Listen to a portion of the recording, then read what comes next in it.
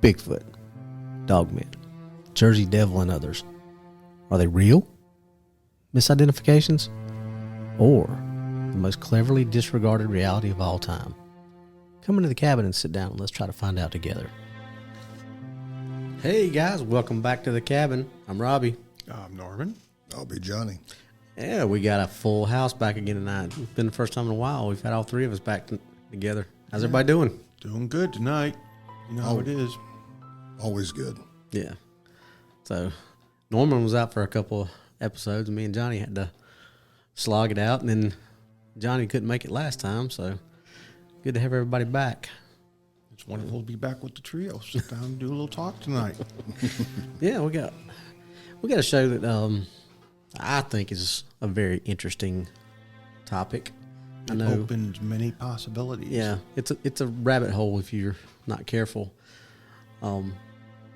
So, Johnny, you want to start us off on this one? Seeing I think you've done some research on this one.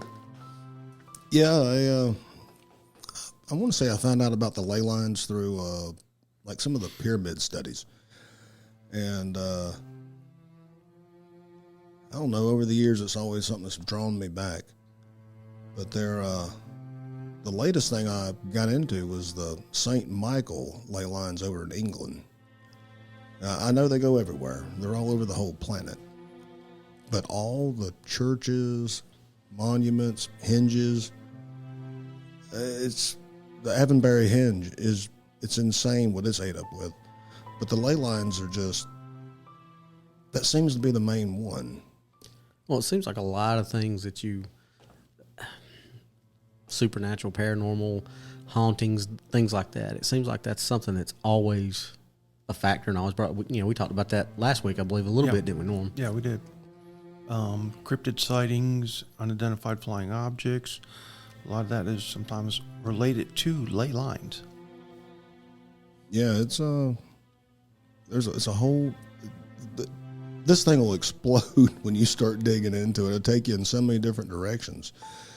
Whether it's electromagnetic or, you got your anomalies that are atmospheric, I guess you'd call. And then you follow the ley lines out of England, and they take you right to Cairo, where the Great Pyramids are. And they go off the other angles. They take you to the Mesoamerican ley lines. I mean, the pyramids and different structures there in Central and South America. And then here in the States, just look at Washington, D.C. with ley lines, and your head will explode. Well, correct me if I'm wrong, Johnny, but wasn't most of D.C. laid out on the ley lines? Like the construction was like specifically built on those lines to maximize? That's what I heard. If you go with D.C. being in the center on a ley line, and then the way the streets are laid out, you follow those off, like the big pentagram you can see with the overlay of D.C. Mm-hmm. Very Masonic stuff. If you're into symbolisms and esoteric symbolism, it's really neat. Once again, another big deep dive. And DC's scary. Yeah. With how much stuff is there. Yeah. I've been there a couple times. My son's actually out there right now on deployment. But it's very heavily steeped in the Masonic and all that kind of symbolism and things like that. And I think you just hit on it from the air. It is shaped like a pentagram, correct?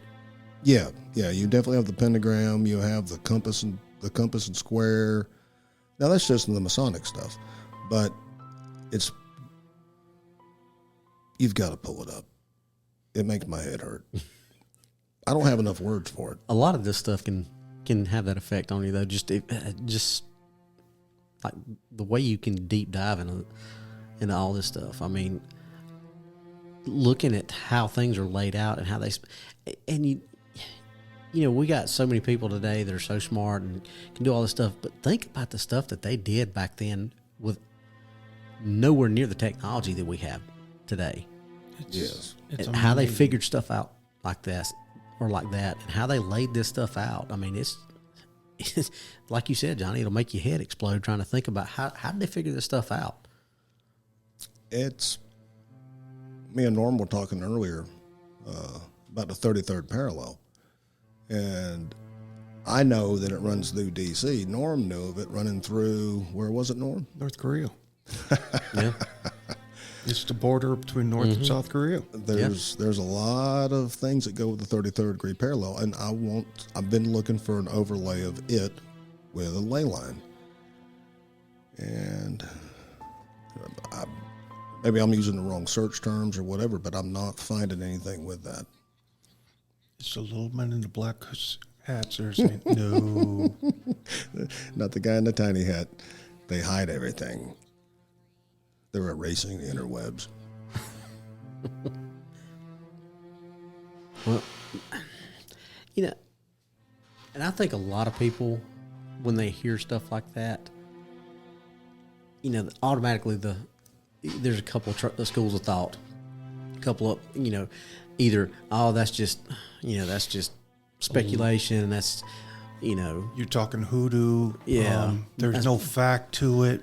Yeah, but that's a lot of coincidence when you start looking at stuff like that, and how many national and international monuments are laid out on these ley lines, things like that. I was looking at one just for the United States alone, and Atlanta, Georgia is a major nexus point for a lot of ley lines coming in and branching out. I mean, you were, say, hypothetically to perform a blood sacrifice on a large scale, Atlanta's the place you're going to do it. Well, doesn't the Georgia Guidestones want to have something to do with the ley lines too? Yep, they were on one. Yeah. I mean, and I can't remember how the story went or even the whole story, but something about the Washington Monument being more of like an antenna for something. Yes, that belongs with obelisks. There's one in London, and then the other one's in Egypt. No, excuse me, in Rome.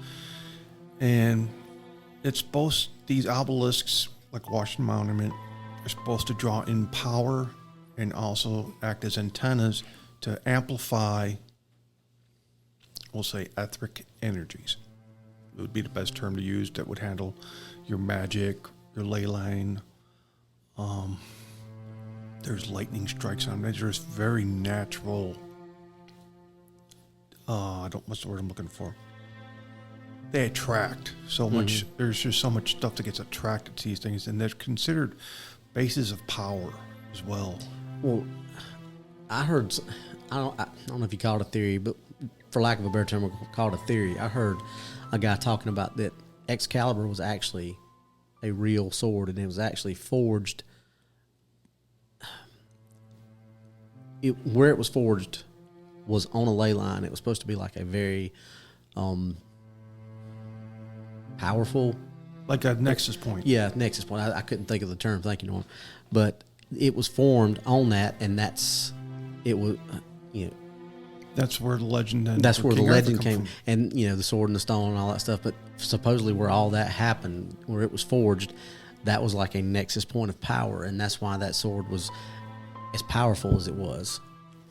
Like I said, who knows if it's true or not? It's a theory, but it's got a good strong basis, because if you do something on a ley line, because they're natural places of power, you can augment something or take it away. There's portals is a big example for ley line activity, especially at conjunction points. Flight 19. Now the Bermuda Triangle supposedly have a couple down there, and supposedly an article I read, and this was years ago, that because of the ley lines, the interconnections, and lost civilization, portals will open up because of the power down there. And that's what happened to Flight 19, especially when they started describing the disorientation effects, the different land that they were seeing before they disappeared. And all this has to go back to Ley Lines.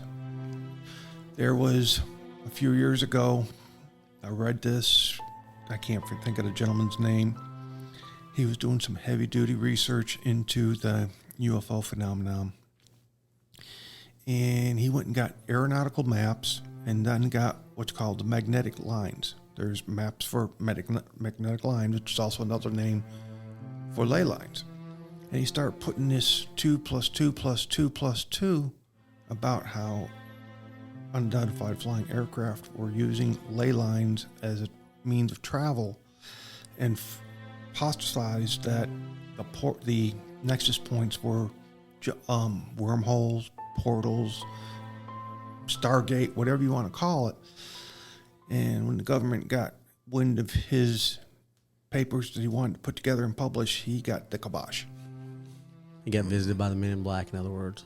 He got the government actually, I forget which three-letter agency, actually might have been the FBI, and the aviation committee went in there and said, nope, classified.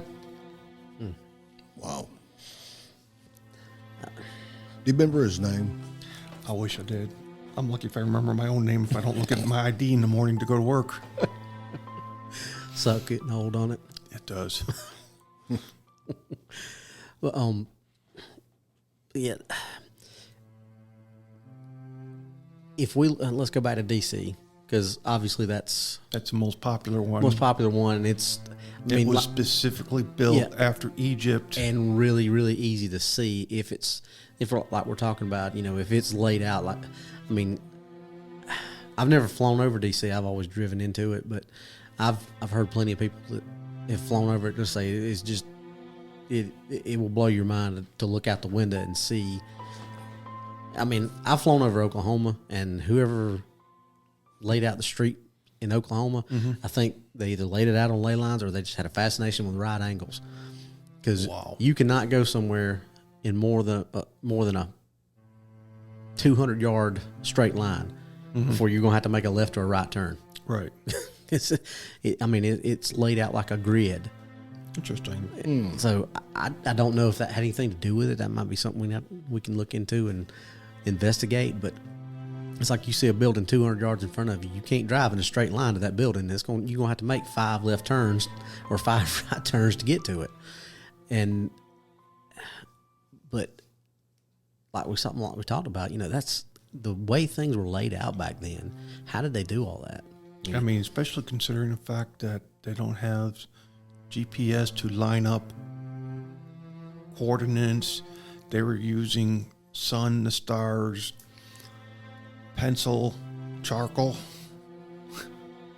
paper, and probably the equivalent of an abacus to lay out these things to precision measurements that I'm not up totally on the total construction of Washington, D.C., but like you say, it's a perfect grid that has been laid out, and people see symbolisms in it. Some people have seen pentagrams. Some people have seen, I think there's an owl somebody has seen. Yep. Well, and most of our forefathers were Freemasons. Exactly. I mean, and that's something that we can. It's another subject for another possibly, day. And that's probably 2, 3, or even 4 episodes about that stuff. But they were all Freemasons, and we know they all laid those things out flat. But what's the movie with Nicolas Cage? National Treasure. Yes. I mean, I'm sure some of that was fanciful, but there's always a hint of truth. That's exactly what I was about to say. If you see it in Hollywood, chances are there's something pretty close to it already there. But now, do I believe there's a hidden treasure trove underneath DC? Probably not. It's swampland. Yeah, but I don't think the Knights Templar's treasure is hidden under DC. But I just about bet there's a lot of stuff that we don't know about hidden in catacombs, because we know that the catacombs underneath DC exist. But how much do we know about them? We know as much as people as people in power will allow you to know. Yep. Unless it benefits them, you don't know anything unless it benefits them in some way, shape, or form, and then you'll know something. You know, it's like freedom of speech. You know, there's even limits to freedom of speech because it's not an absolute. Yeah. Well, and we could sit there and, without going super political, because, you know, we don't want to do that. Right. Nothing is truly free. Exactly. You've always got to pay something for something. You know, the freedoms we have were paid for with blood. Well, we know that. I mean, you both served in the military. I mean, freedom's not free. So the right to free speech is no different. I mean, you can say certain things, but if you say certain other things, you're going to have to pay for that. Exactly. You know, I mean, you can't go out and publicly say you're going to kill somebody without having some kind of repercussions. Of course. You can't say, oh, freedom of speech. Well, you can't threaten anybody without some kind of consequence. You know, I deal with stuff like that every day in my job. And that's like with some of our fellow podcasters on D.A. Roberts' show, William Nighthawk. It seems like when they get into a sensitive topic, strange things happen to their podcasts. Yes. The podcast that I was on with William, there was a lot of technical difficulties. Yeah, I caught that on YouTube. I watched it, and I was listening to another one where they're talking about, it seems like they mention, we'll say, Men in Black, Black-Eyed Children, certain things about UFOs, Dogmen, Bigfoot, depending on the day and how cranky their secret handlers, things happen to their feet. Yeah, I mean, if you get too close to a situation or a topic or something that's sensitive, things can start happening. But anyway, like I said, that's a pretty interesting topic. That's another topic for another day. But the topic for next show is really one of my favorites. We're going to be talking about the Mandela effect on our next show. Very popular subject. I can't wait. Talking about blowing your mind, because we've already done a show on it on DAX Machina. So, and as soon as we did that show, I was like, I want us to do one on our show, because some of that stuff just blows your mind. I know, it does. There's some of those things I will die on those hills. I mean, there's things that, like, I look at them like, wait a minute, when did they change this? When did this happen? Or So without getting into too much detail about it this show, that's what we're going to talk about our next show, folks. So I want to tune in for that one. That's going to be a good one. But as for this show, Johnny, you got anything else you want to add? It's I'm not going to stop on this ley line thing. I'm going to keep digging because the Orient is ate up with it. I mean, it's global. Let's say we'll you do some more digging, and let's have another show on this, because a 20-minute show's just barely scratching the surface of what a lot of the stuff that we talk about. But we try to keep it quick. It's enough to make you interested and go, really, or yeah. So, but let's table that and say we're gonna have another show on Ley Lines, because it's fascinating to me. I know y'all two like it as well. So, yes. Norm, you got anything else? No, I was telling Johnny that there was a popular role-playing game based on Ley Lines that actually come out in 89, 90. That was before the subject, even before Johnny brought it up. It's there's a lot of interesting things. Yeah, like we said, there's always some. Something you see, of there's truth. some hint of truth in everything. So, but that's all we got for this show tonight, folks. So come back and join us again. Remember, if you've got anything you want us to look into, you got a story, you got whatever it is, send us an email at what's really out there 2022. That's all one phrase. What's really out there 2022 at gmail.com. If you want us to get in touch with you about something, Norman will probably be the one that's getting in touch with you to set stuff up. If you want to come on the show, call in, whatever, we'll get you set up, or Norman will get you set up, and we'll, if you got your own story, or if you just want us to talk about it, let's talk about it. If you want us to come out and do an investigation, we can work that out too. But we'd just love to hear from you. Yeah, we're here to help you. If you've got something that you got to get unburdened, or just want to share a story. Yeah. Johnny, any final words? I'm good. Man of many words. Man, We love you, Johnny. Norm? I'm good. All right, guys. Thanks for joining us at the cabin. We'll see you next time. Next week, folks.